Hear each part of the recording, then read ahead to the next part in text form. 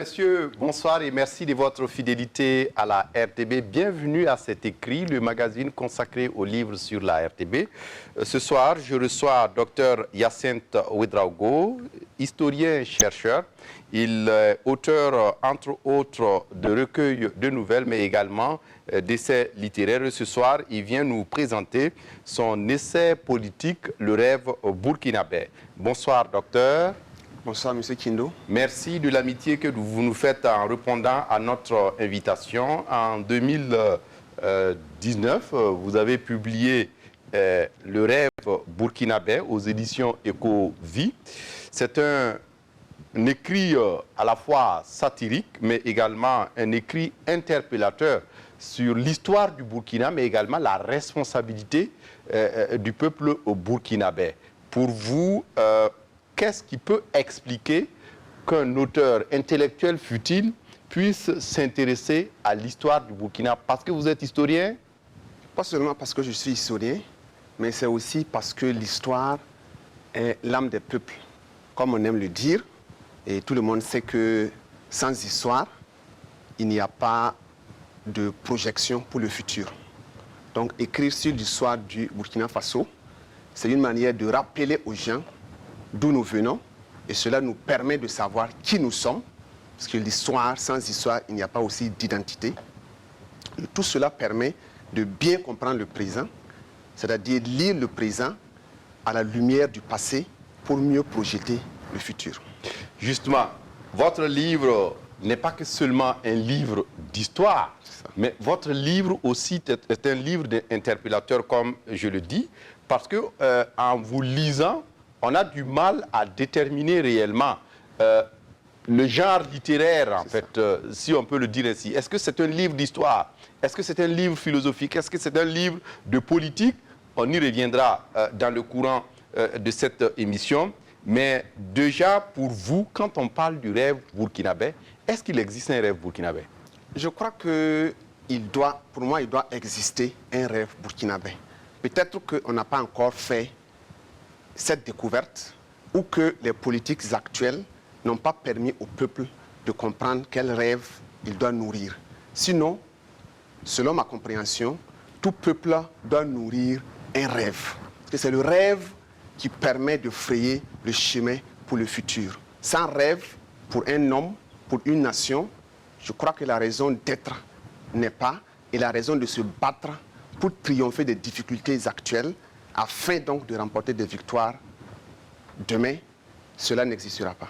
Et pour vous, le rêve du burkinabé, c'est quoi, finalement? Pour moi, c'est d'abord reconnaître qu'actuellement, nous sommes à la croisée des chemins.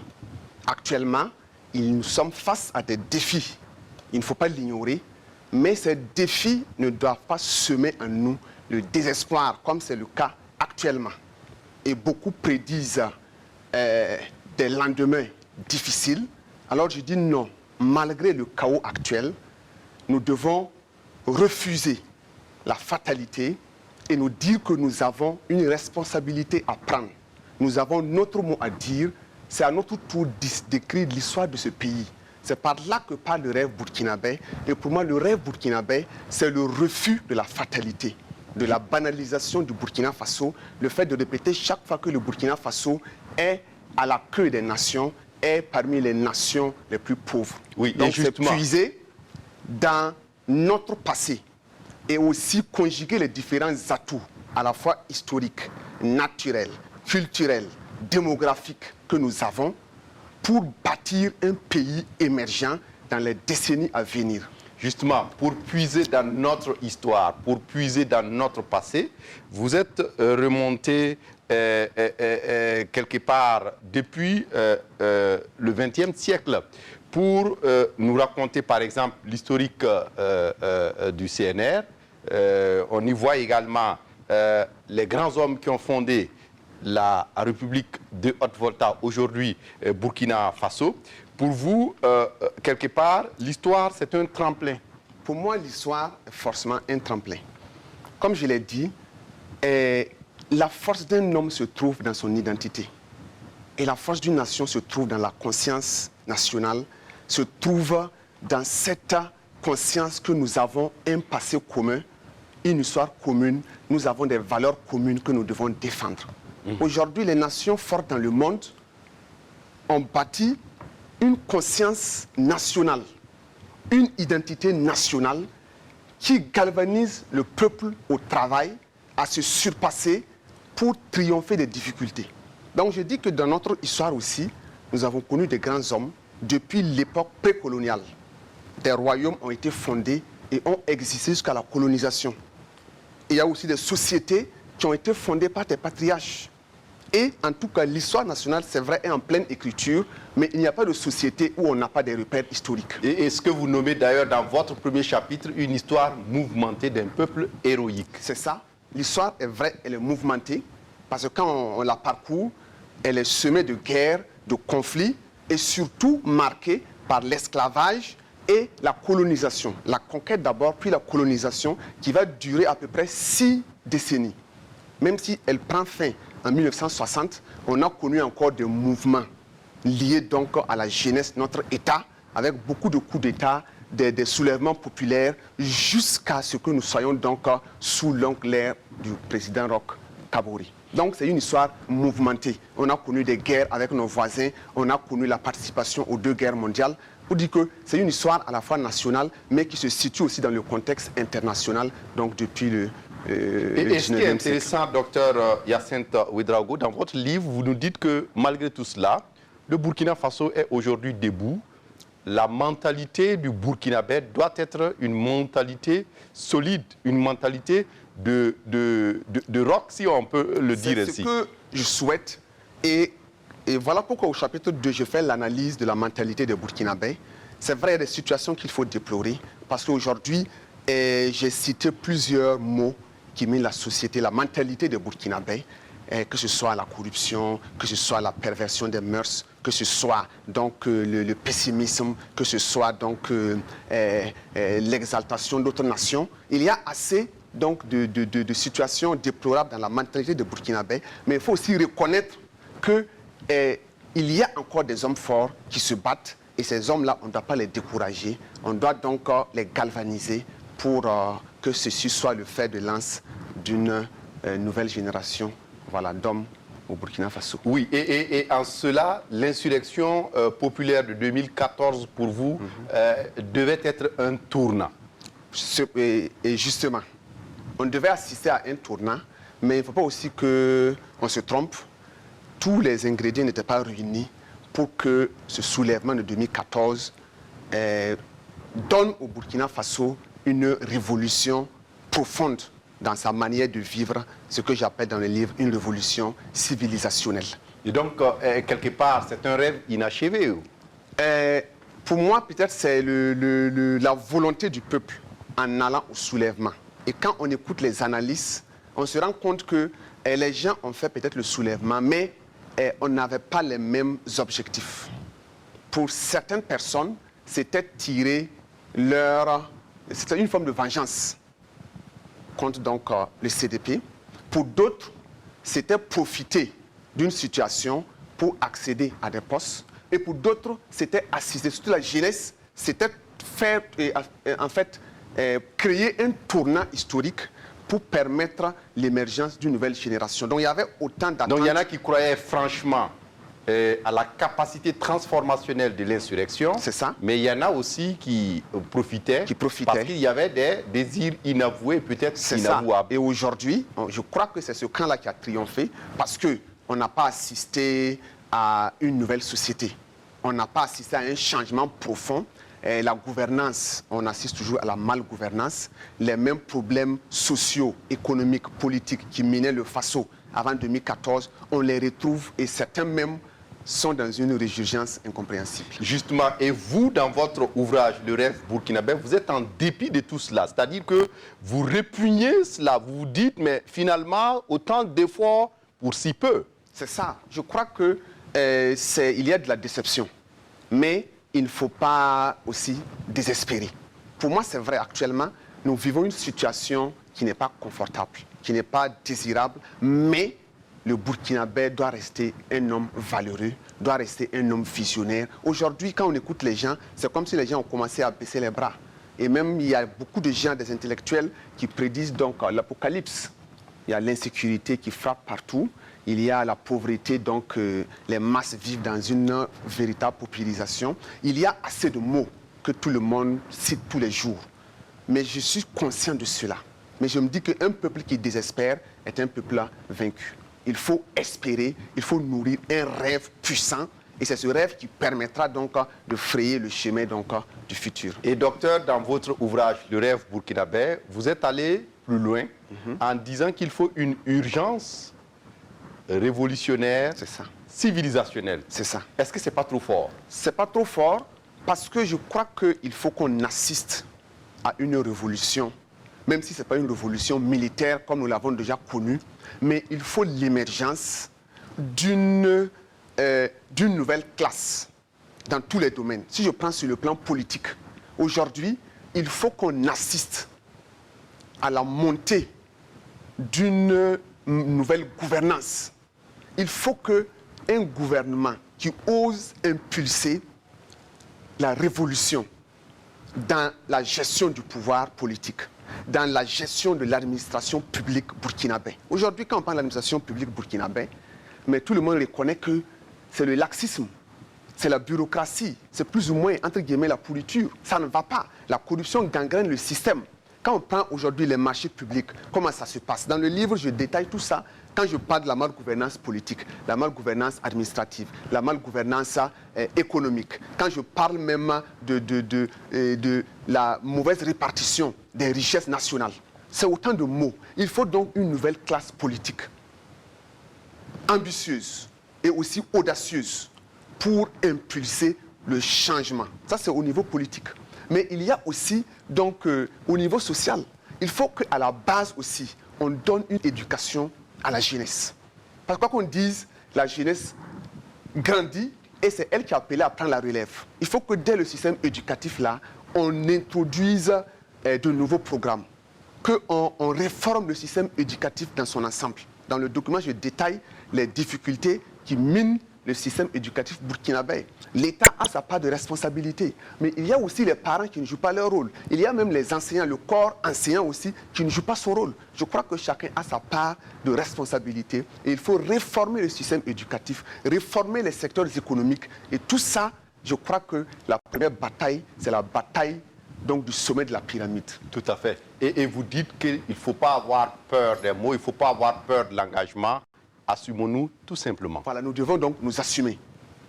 Aujourd'hui, la jeunesse, c'est vrai, quand elle dit qu'elle vit dans l'incivisme, dans la corruption, parce qu'elle regarde le sommet. Tout le monde réclame l'exemple, donc l'exemplarité du sommet. Je dis oui, mais il ne faut pas aussi qu'on se voile la face. Je ne peux pas réclamer l'exemplarité du sommet si je ne suis pas aussi un exemple à la base. Je ne dis pas que le sommet doit faire des dérives, non. Je suis en train de dire que, autant qu'on réclame la bonne gouvernance au niveau des dirigeants, on doit aussi, dans son bureau, dans son service, donner le bon exemple. Nous prônons, nous sommes dans un mouvement Conscience Nouvelle, nous prônons la révolution du comportement des jeunes. En même temps aussi, nous faisons une critique constructive de l'autorité politique pour qu'ensemble, on assiste à l'émergence d'une nouvelle société. Et tout cela a un prix. Et quel est le prix à payer? Le prix à payer, c'est le prix de l'engagement. C'est le prix du travail, c'est le prix du sacrifice. Et il y a aussi des risques à prendre. Mais là où il n'y a pas de risque, il n'y a pas aussi de victoire. Donc nous disons que les gens doivent s'engager. Aujourd'hui, le Burkinabé n'est pas patriote. Le Burkinabé ne pense qu'à lui-même, si c'est trop, à sa famille. Mais il faut qu'on cultive le patriotisme. Qu'on cultive l'amour de la patrie, qu'on cultive l'engagement pour le travail. Ce n'est pas seulement se battre pour soi-même, mais pour sa collectivité territoriale, pour son village, pour sa mairie, pour toute la nation. Et qu'on songe aussi aux générations futures. Donc je dis qu'il y a un prix à payer, c'est l'engagement, c'est la conscientisation des masses. Parce que sans conscience, on ne peut pas assister à des transformations réelles et profondes dans un pays. Et c'est ça votre rêve? Et c'est ça, moi, mon rêve. C'est la transformation donc radicale, profonde de la société burkinabé. Qu'on assiste je vais dire, que les différents secteurs c'est le secteur économique, le secteur social, on assiste à des transformations qualitatives, que le Burkina ne soit pas cité chaque fois comme ce malheureux pays touché par la pauvreté, touché par l'émigration, touché par tant de maux. Et on l'a vu d'entrée d'émission, votre livre, c'est d'abord un livre d'histoire, c'est un livre de philosophie, mais c'est un livre simplement qui parle du Burkinabé dans son vécu sociétal, tout court. C'est ça. Parce que quand on vous lit, vous montrez que les comportements comme l'adultère, l'infidélité, la paresse et bien d'autres sont des vices et des boulets qui nous tirent vers le bas. C'est ça. Et vous ne vous limitez pas là, docteur. Vous allez plus loin en nous disant que si, par exemple, la littérature est l'expression de la société, quelque part, votre livre doit pouvoir nous aider à nous transformer. C'est ça. Donc, en fait, en citant ces différents mots qui mènent la société, je vais simplement dire qu'il ne faut pas qu'on se trompe, il n'y a pas deux types de conscience, c'est la même conscience. Il y en a souvent qui pensent qu'il y a une conscience pour le service, une conscience pour la famille, une conscience pour la vie politique. Moi, je dis non. Un homme, une conscience. C'est la manière de vivre en famille. Il y en a qui ne sont pas des exemples dans leur famille et qui veulent être le bon exemple au service ou bien qui veulent être le bon exemple comme le dirigeant politique. Je dis non. Il faut que les gens apprennent à être sincères envers eux-mêmes. Voilà pourquoi je dénonce les mots tels que l'infidélité conjugale, je dénonce les mots tels que la corruption, tels que le laxisme, tels que l'incivisme, l'insoumission donc aux leaders, aux responsables. Aujourd'hui, on assiste à cette forme d'incivisme. Même sur les réseaux sociaux, on voit des gens qui insultent leur directeur, leur responsable de service. Et ils croient que ça, c'est être valeureux. Non. Moi, je crois que tout ça, c'est la dérive qui a conduit le Burkinabé à cela. Sinon, le Burkinabé doit être un homme respectueux, un homme qui respecte les valeurs sociales et les valeurs sociétales. Donc, ce défaut mine la société burkinabé. Et voilà pourquoi nous sommes dans une société de crise où on valorise l'avoir plus que l'être, où les gens veulent paraître, ils ne veulent pas être. Nous vivons dans une société donc, où les valeurs ancestrales sont dégradées et on tente de ressembler de plus en plus à l'Occident, alors qu'on sait que l'Occident aussi vit une situation de crise. C'est là où j'ai parlé donc de l'homosexualité, j'ai parlé donc des avortements, de l'adultère et autres. Roger Garaudy, un philosophe français, disait que l'Occident c'est un accident, sa culture est une anomalie. En plusieurs siècles de domination, l'Occident nous a habitués à une déshumanisation de l'être humain. Et pour vous, il faut humaniser davantage l'être humain, il faut revenir à des fondamentaux, d'où certainement le rêve burkinabé. C'est ça. Où est-ce qu'on peut trouver le livre à Ouagaï, peut-être au Burkina de façon générale? Ok, il faut dire au Burkina Faso, dans presque toutes les grandes villes, on retrouve ce livre. À Ouagadougou, il faut dire que c'est à Jeunesse d'Afrique, c'est à Mercury et c'est aussi dans les librairies en face du Sénaza. À Bobo, c'est dans l'une des grandes bibliothèques, je n'ai pas encore le nom, de même qu'à Ouaïgouya, à Koudougou, c'est la bibliothèque d'Afrique. Voilà, donc librairie d'Afrique, voilà, c'est un peu ce que je retiens. Mais je sais que dans toutes les grandes villes du Burkina Faso, il y a des stocks du livre. Et vous avez des projets après le rêve burkinabé? Peut-être qu'aujourd'hui, vous travaillez quelque chose sur la situation sécuritaire, par exemple? Pas tout à fait, mais je suis en train de travailler sur le tome 2, donc du rêve. Ça, c'est le tome 1. Le tome 2 est en préparation. Et je vais plus me consacrer sur l'aspect économique. Parce que pour développer aussi un pays, il ne faut pas seulement se baser sur des théories, il faut aussi proposer quelque chose de pratique. Et je vais surtout m'inspirer, comme d'ailleurs dans le tome 1, donc, de l'expérience des aînés. Donc surtout notre idole, le président Thomas Sankara. Tout à fait. Voilà, c'est ça. Et vous êtes un sankariste dans l'âme. Si on s'en tient au propos de votre livre et la thèse qui est développée. C'est ça. Et je dois rappeler également que vous êtes le fondateur d'un mouvement, le mouvement Conscience Nouvelle. Conscience Nouvelle, un mouvement qui s'inspire de l'idéal donc Sankaris, un mouvement qui incite la jeunesse à un engagement patriotique, à un engagement révolutionnaire, à un attachement aux valeurs traditionnelles et aussi à une bataille féroce pour se frayer donc le chemin de la destinée. Docteur Hyacinthe Ouédraogo, merci d'être venu parler de votre essai politique. Vous dites d'ailleurs que c'est un essai social et politique. C'est ça. Le rêve burkinabé. C'est ça. Et donc le tome 1 est paru en 2019 et que nous sommes en attente du tome 2. Merci d'être venu. Merci bien, M. Foussine Kindo. J'étais très ravi d'être avec vous sur le plateau. Et merci aussi aux téléspectateurs pour leur attention.